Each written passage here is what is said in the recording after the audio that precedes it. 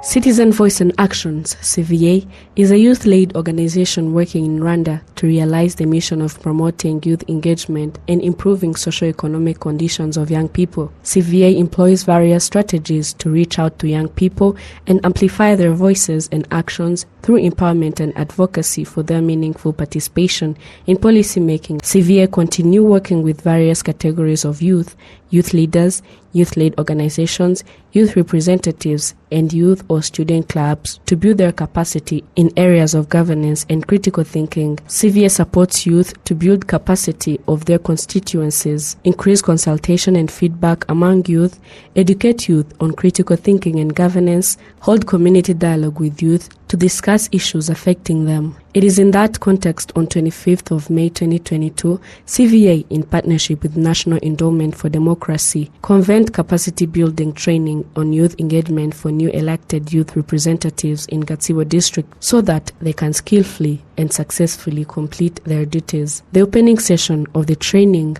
was officiated by Sekanyanje Jare, the Vice Mayor in charge of Economic and Development Affairs, with other different officials at Gatsibo District. Hakuzimana Samuel, the Executive Director of Citizen Voice and Actions, in his speech welcomed the guests and trainees and told them the purpose of the training.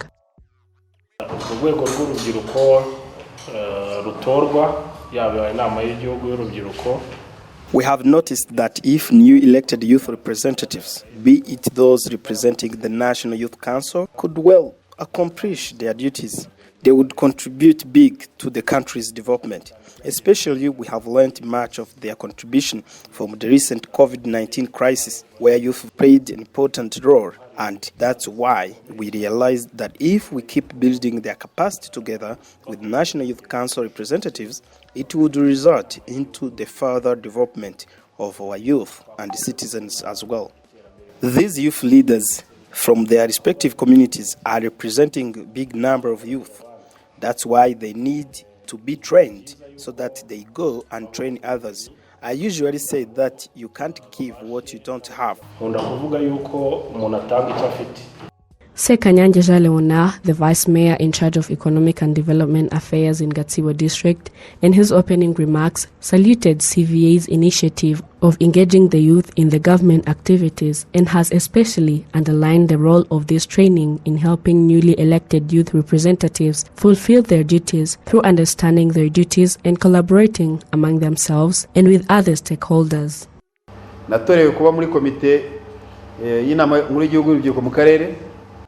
You were elected among 3 National Youth Council representatives at the district, and you were a president or a coordinator.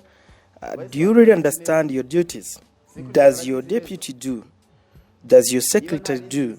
And if you don't, what can you learn from this training?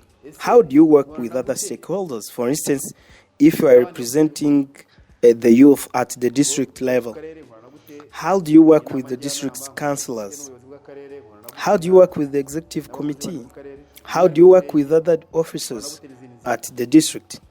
If you are at the sector level, how do you work with others? How do you work with the Women's Council?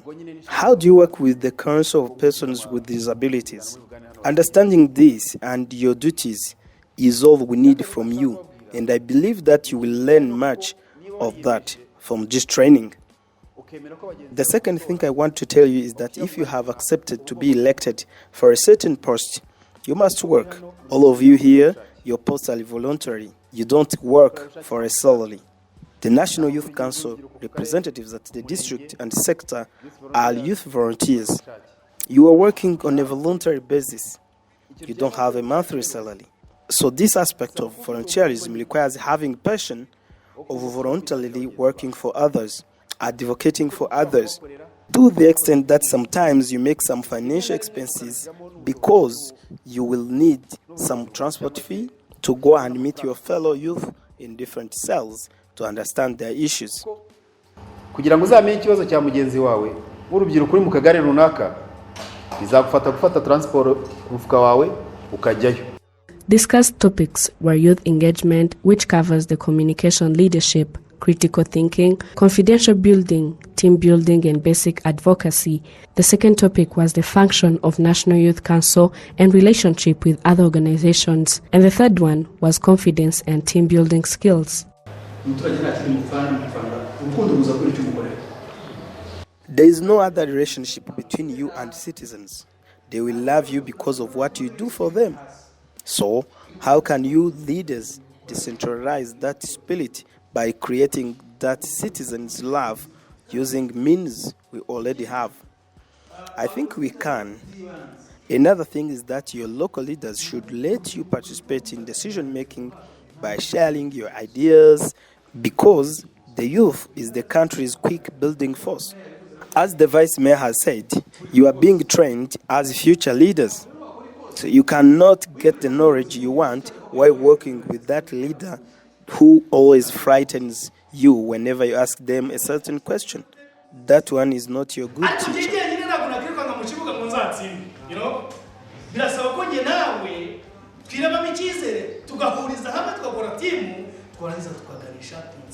Hakizimana Ashel Samson, Director of Good Governance in Gatsibo District, requested new elected youth representatives to participate actively in the district's good governance activities, not just attending but act.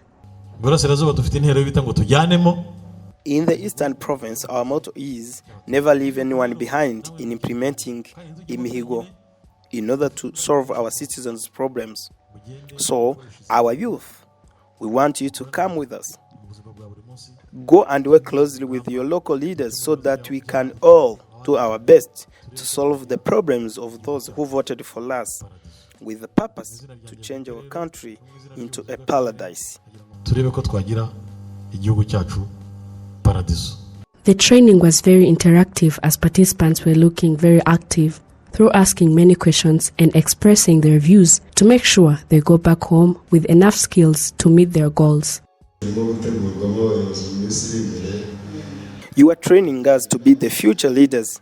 What is the weapon can you advise us to carry that will help us win the hearts of those who want to lead? There are some people who don't have leaders' attitude. You need individual change. Before you change people you lead, you have to change yourself. As a way of evaluating, participants were divided into groups, and each group was given a certain subject to discuss and find out answers to be presented in front of the rest of participants.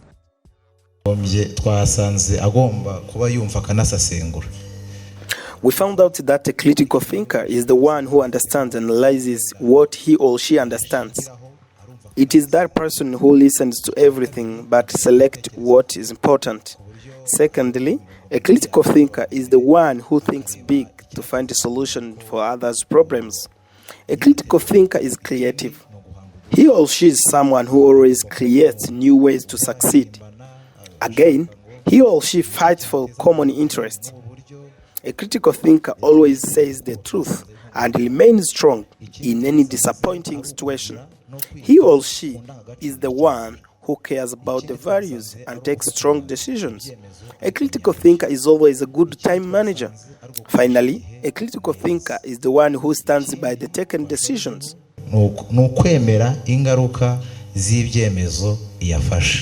The trained youth enjoyed the training as they have gained important knowledge to lead their fellow youth and work closely with local leaders to achieve the district's goals.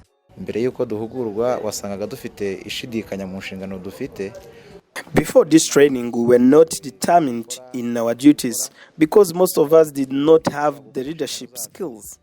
But now we've got enough knowledge about our duties and responsibilities.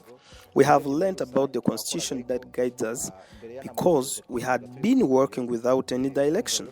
And now I can say that this training is going to help us change the way we work by following laws.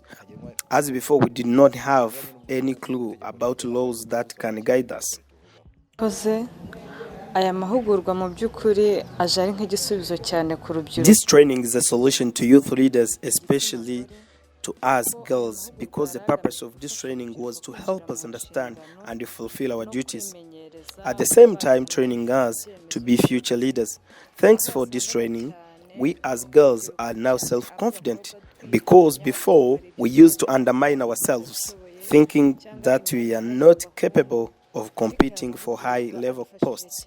But this training has strengthened us to the extent that we can now confidently tell our fellow young women that we are able to compete for high-level posts.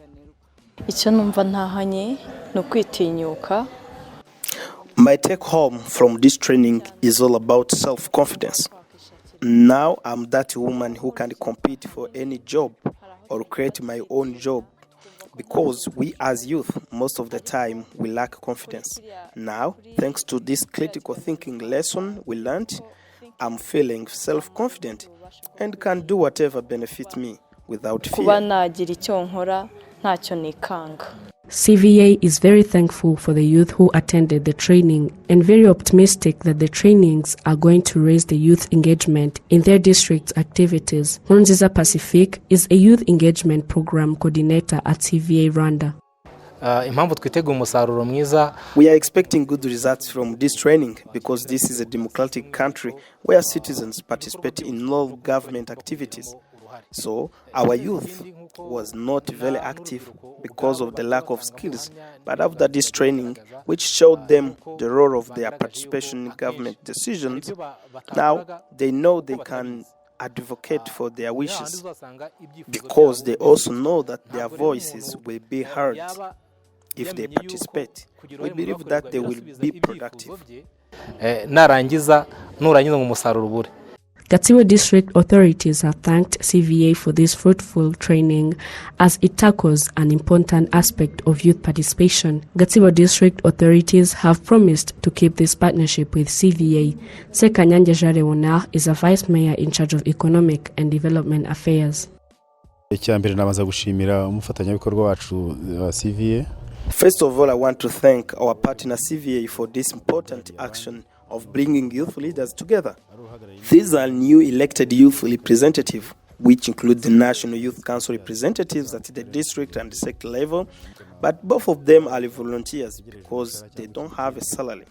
So, we are thanking CVA for training them about their responsibilities, about how they should work closely with other stakeholders at the district and sector level, like the National Women Council, the National Council of Persons with Disability, private sector, local leaders, and so on.